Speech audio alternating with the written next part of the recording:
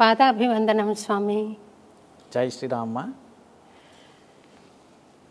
స్వామి, పరమ పవిత్రమైన దేవశయన ఏకాదశి రోజు, ఆషాఢ శుద్ధ ఏకాదశి రోజు మిమ్మల్ని ఇంటర్వ్యూ చేసే భాగ్యం దక్కింది.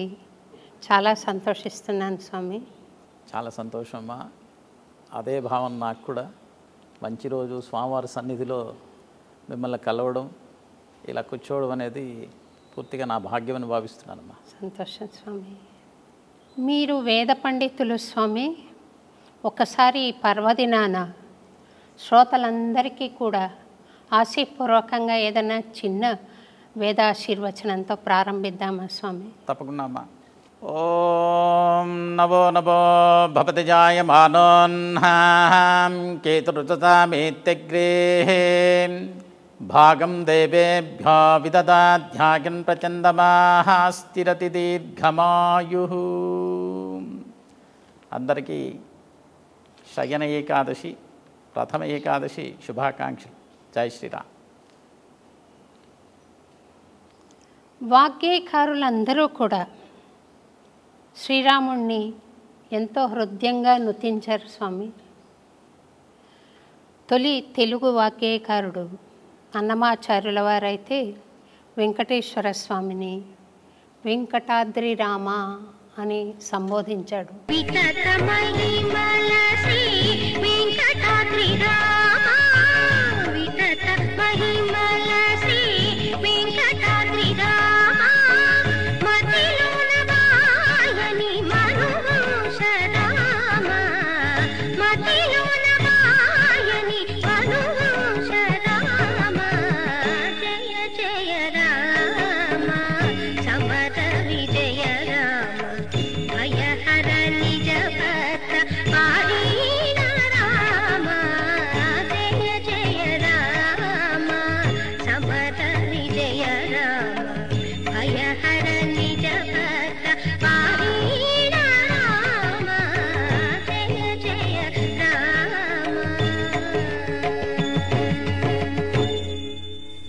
అలాగే త్యాగయ్య, రామదాసు, అనేక మంది భక్తులు, ఉత్తరాది వాగ్గేయకారులందరూ కూడా రామ ప్రస్తుతి చేశారు.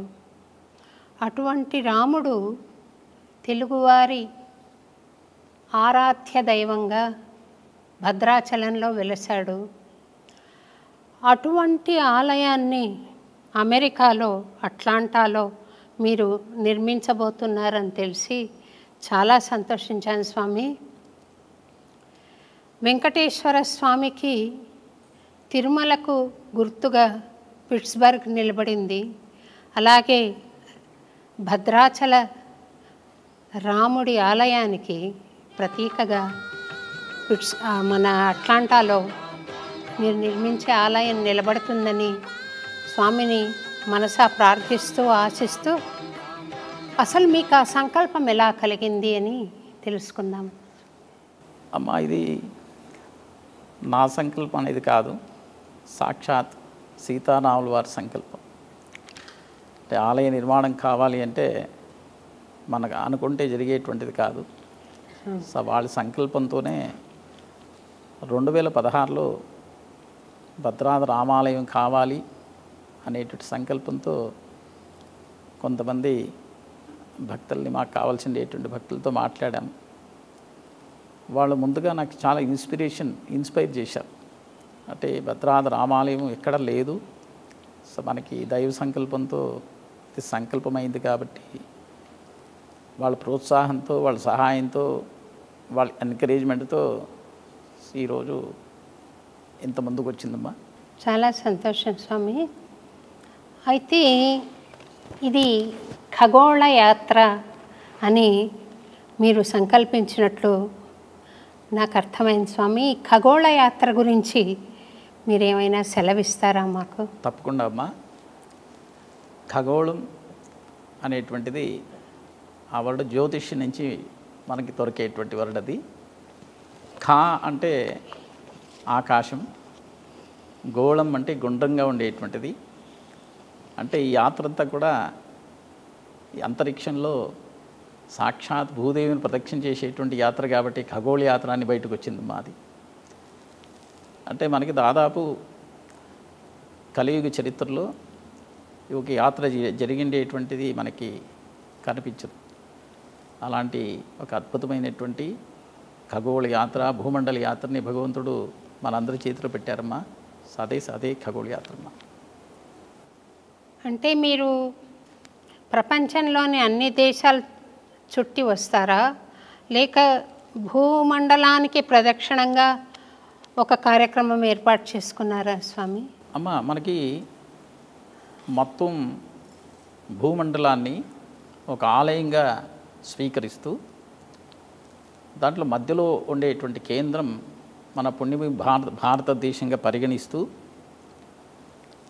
మనకి అష్టదిక్పాలకులు, సో భూమి చుట్టూ ఉండేటువంటి అష్టదిక్పాలకులు వాళ్ళ పాయింట్స్ పెట్టుకొని, అంతేకాకుండా మనకి నవగ్రహ స్థానాలు, ఏ గ్రహం ఎక్కడెక్కడ ఉంటుంది అనేటువంటి స్థానాలు అవి పాయింట్స్ పెట్టుకొని, ఏ నక్షత్రాలు ఏ రాశులు ఎక్కడెక్కడ ఏ దిక్కుకుంటాయి ఏ దిశకుంటాయి అనేటువంటి కూడా పాయింట్అవుట్ చేసుకొని మనకి 8 పార్ట్స్ ఆఫ్ ది గ్లోబ్ మనకి ప్రారంభం ఆగస్టు 17 అయోధ్యలో ప్రారంభమవుతుంది.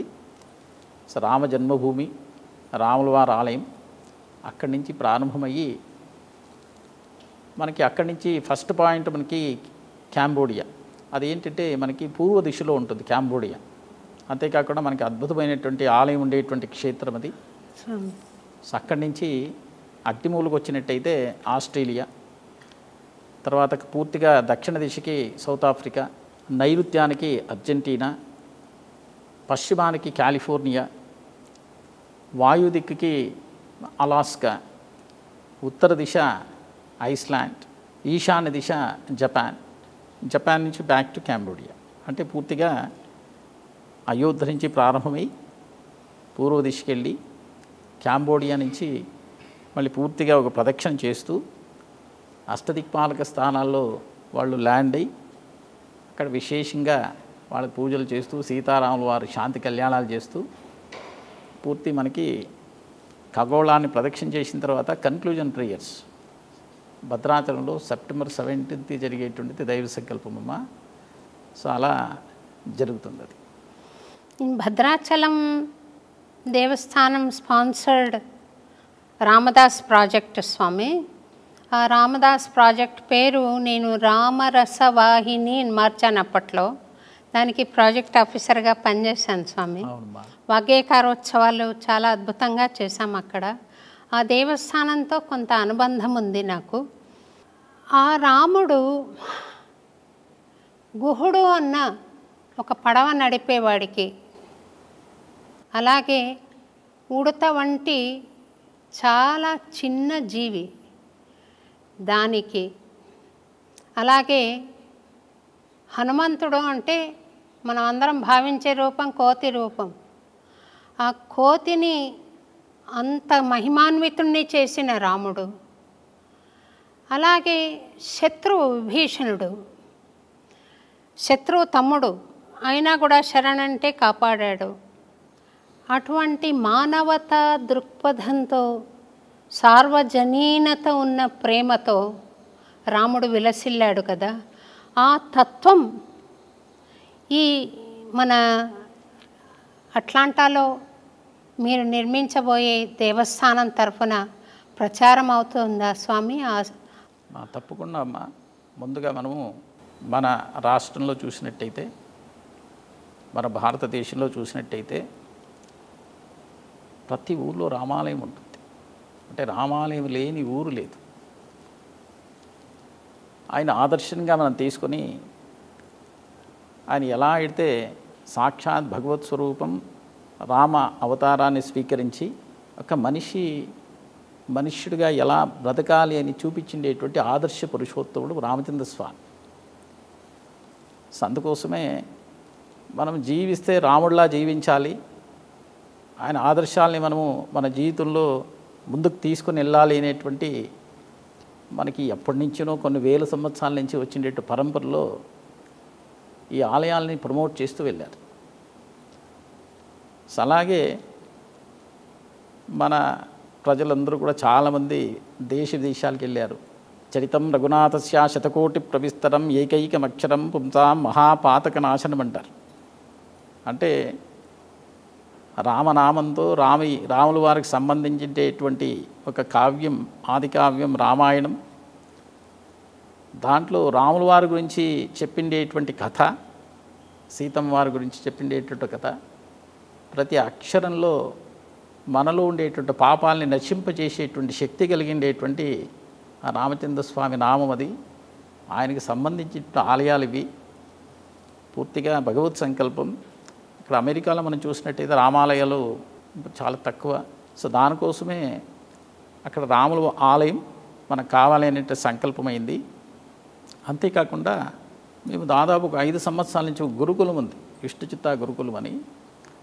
సో 5 సంవత్సరాల నుంచి పిల్లలకి పెద్దలకి అందరు కూడా ఈ రామాయణం ప్రతిరోజు చదువుతాను. ఈ విష్ణుచిత్త గురుకులం అమ్మ ఈ ఆలయం తరపున నడుపుతూ ఉండేటువంటి ఒక విష్ణుచిత్త గురుకులం. మీరు రాముల వారి గురించి మీరు ఎలా ఒక ఆదర్శాన్ని ఆయన దీన్ని తీసుకుని వెళ్తున్నారో అని అడిగడానికి చెప్తున్నటువంటి ఇదమ్మా. అది 2020 మార్చ్ నెలలో రామాయణం చదవడానికి ప్రారంభించాం కోవిడ్ సమయంలో. అంటే ప్రపంచం అంతా కూడా చాలా భయంతో కూడిండేటువంటి వాతావరణం అది. అసలు కోవిడ్ అంటేనే భయపడుతూ ఉండేటువంటి, ఇంట్లో నుంచి బయటకు కూడా రానటువంటి సమయం అది. మా ఒక గ్రూప్లో ఉండేటువంటి ఒక డివోటీ, ఒక భక్తుడికి ఈ కోవిడ్ వచ్చింది. ఆయన కార్డియాలజిస్ట్ యాక్చువల్లీ, ఆయన వెంటిలేటర్కి వెళ్ళిపోయాడు. ఇంకా ఎంత భయపడుతున్నారు అంటే, ఇంకా వాళ్ళు కాల్ చేసి ఇలా అయింది పరిస్థితి, చాలా భయపడుతూ ఉన్నారు, ఇంకా స్వామివారి ఒక ఆశీస్సులు కావాలి అనేటువంటి ఒక విషయం చెప్పినప్పుడు మేము ఇమ్మీడియట్గా ఒక గ్రూప్ క్రియేట్ చేసి రామాయణం సుందరకాండని ప్రారంభం చేశాం. అప్పుడు ప్రారంభం ఏంటేటువంటిది, అది నిత్య నిరంతర రామాయణ పారాయణ సేవగా మారింది. అంటే ఒక్కరోజు ఆగకుండా 5 సంవత్సరాల నుంచి రామాయణాన్ని చదువుతున్నాం. అంతేకాకుండా పిల్లలకి వీకెండ్స్ అంటే Friday, Saturday, Sunday so 1 hour Ramayanam చదివిస్తున్నాం. సో ఇలా మా రాముల వారి గురించి సాలయమే కాకుండా ఆయన ఆదర్శ ఒక తత్వాల్ని ఇవన్నీ మనము తలుచుకుంటూ, సో మనకి ఏది మనము ఆ విషయాన్ని అర్థం చేసుకున్నారో దాన్ని తలుపుతూ ముందుకెళ్తూ ఉండేటువంటి అద్భుతమైనటువంటి ఆలయం ఆ విష్ణుచిత్త గురుకులం అమ్మ. సంతోషం స్వామి.